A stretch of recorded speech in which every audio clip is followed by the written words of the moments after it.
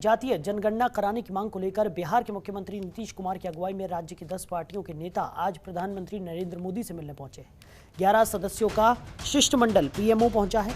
इसमें राजद नेता तेजस्वी यादव, जदयू से शिक्षा मंत्री विजय कुमार चौधरी, बीजेपी से जनक राम, कांग्रेस नेता अजीत शर्मा, सीपीआई से महबूब आलम, एआईएमआईएम के अख्तरुल इमान, पूर्व मुख्यमंत्री और हम सुप्रीमो जीतन राम मांझी, वीआईपी प्रमुख मुकेश सहनी, सीपीआई नेता सूर्यकांत पासवान और सीपीएम नेता अजय कुमार शामिल।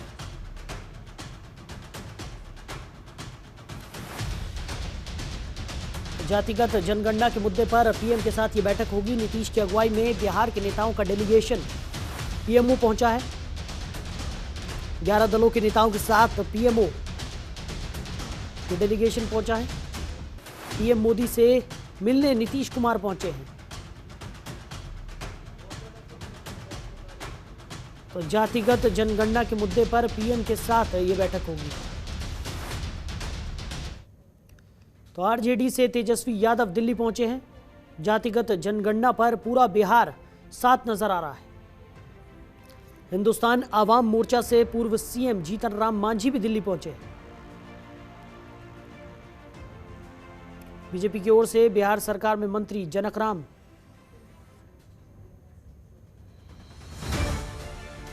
साथ ही साथ कांग्रेस की ओर से अजीत शर्मा, सीपीआई से सूर्यकांत पासवान, सीपीएम से अजय कुमार, सीपीआई माले से महबूब आलम,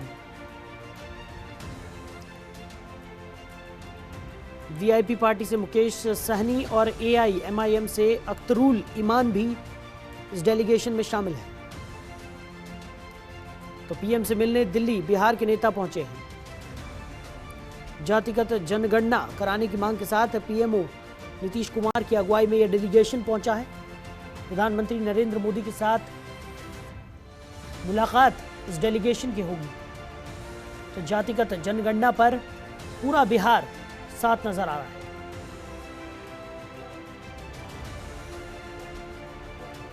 तो जातीय जनगणना कराने की मांग को लेकर बिहार के मुख्यमंत्री नीतीश कुमार की अगुवाई में एक डेलीगेशन आज प्रधानमंत्री नरेंद्र मोदी से मुलाकात करने वाला है। इसी पर ज्यादा जानकारी के लिए हमारी सहयोगी ममता हमारे साथ जुड़ गई हैं।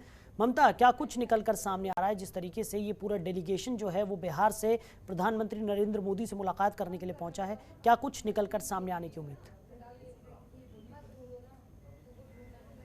जी बिल्कुल साहिल, देखिए नीतीश कुमार बिहार के मुख्यमंत्री की अगुवाई में 11 सदस्यीय टीम जो है वो प्रधानमंत्री दफ्तर पहुंच चुकी है, साउथ ब्लॉक पहुंच चुके हैं, जहां पर प्रधानमंत्री के साथ मुलाकात होनी है। और इस बैठक में जीतन राम मांझी भी हैं, तेजस्वी यादव आरजेडी से हैं, आईएम असदुद्दीन की पार्टी से भी हैं और तमाम तकरीबन 11 सदस्यीय टीम है जो प्रधानमंत्री से मुलाकात करने के लिए साउथ ब्लॉक पहुँच चुकी है। और इन लोगों का यही कहना है कि ये सभी लोग चाहते हैं कि जातिगत जनगणना हो। इनका ये कहना है कि अगर जातिगत जनगणना होती है तो विकास करने में आसानी होगी और ये पता चलेगा कि कौन सी जाति के कितने लोग हैं, उस हिसाब से विकास में ज़्यादा सहयोग मिलेगा। इससे पहले जब तेजस्वी यादव से बातचीत हुई तो उन्होंने ये कहा कि कई बार वो प्रधानमंत्री को पत्र भी लिख चुके हैं कि जातिगत जनगणना को लेकर बिहार में खास तौर पर एक नियम बनाना चाहिए ताकि जातिगत जनगणना हो सके। हालांकि उन्होंने ये भी कहा कि पत्र तो कई बार लिखे लेकिन देर से ही सही प्रधानमंत्री की तरफ से वक्त दिया गया है।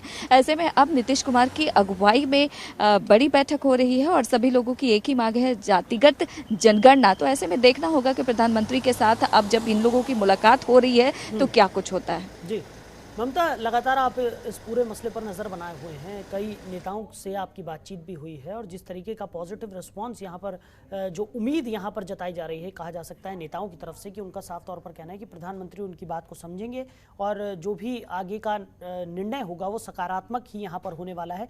लेकिन अगर बात की जाए तो जातीय जनगणना का जो ये मसला है ये आज का नहीं है, काफ़ी समय पुराना ये मसला है। लगातार बीच बीच में ये मांग उठती रही है कि जातीय जनगणना यहाँ पर होनी चाहिए। क्या ऐसा नहीं लगता कि जातीय जनगणना अगर होती है तो उससे जातिवाद की जो राजनीति है उसको और ज़्यादा बढ़ावा यहाँ पर मिल जाएगा? जी बिल्कुल साहिल, देखिए इस सवाल का जवाब मैंने बिहार के एक मंत्री से भी जानने की कोशिश की। विजय चौधरी से जब मेरी बात हुई तो उनसे मैंने पूछा कि क्या आपको नहीं लगता कि अगर जातिगत जनगणना होती है तो फिर जाति को और भी ज़्यादा तवज्जो मिलेगा और कहीं ना कहीं एक और सियासत जो पहले से है। तो उनका यही कहना था, क्या आपको लगता है कि अगर जातिगत जनगणना नहीं होती तो जाति के आधार पर सियासत नहीं होगी? तो कहीं ना कहीं जातिगत सियासत तो है। अगर उत्तर प्रदेश चुनाव को देखें तो लगातार तमाम पार्टियां जो हैं वो जातियों को साधने में जुटी हुई हैं। तो कहीं ना कहीं मंत्रियों का, नेताओं का यही कहना है कि अगर आप जातिगत जनगणना नहीं भी करते हैं तो भी हमारे राजनीति से विकास के साथ साथ जाति तो हमेशा से थी, है और भविष्य में भी रहेगी। तो ऐसे में लोगों का यही कहना है कि अगर जातीय आधार पर जनगणना होती है तो कहीं ना कहीं हमको इस बात को लेकर सहूलियत होगी विकास करने में। कौन सी जाति के कितने लोग हैं, डाटा क्लियर होगा और उनके हिसाब से क्या योजना बनानी है, विकास किस तरीके से करना है, कौन सी जाति में किस तबके के लोग हैं, गरीब हैं, अमीर हैं, उनको किस तरीके से विकास के और तमाम मदद की ज़रूरत है, वो सब मुहैया कराने में आसानी होगी। ये दलील है इन तमाम लोगों का। हालांकि अब प्रधानमंत्री के साथ इन लोगों की मुलाकात हो रही है और मुलाकात के बाद देखना होगा कि क्या कुछ होता है। हालांकि ये लोग बहुत ही ज़्यादा सकारात्मक हैं और इनका साफ तौर पर कहना है कि प्रधानमंत्री से जब मुलाकात होगी चर्चा करेंगे कि जातीय जनगणना हो, और अगर देश भर में मुमकिन नहीं है तो कम से कम बिहार में तो होना ही चाहिए। इस तरीके का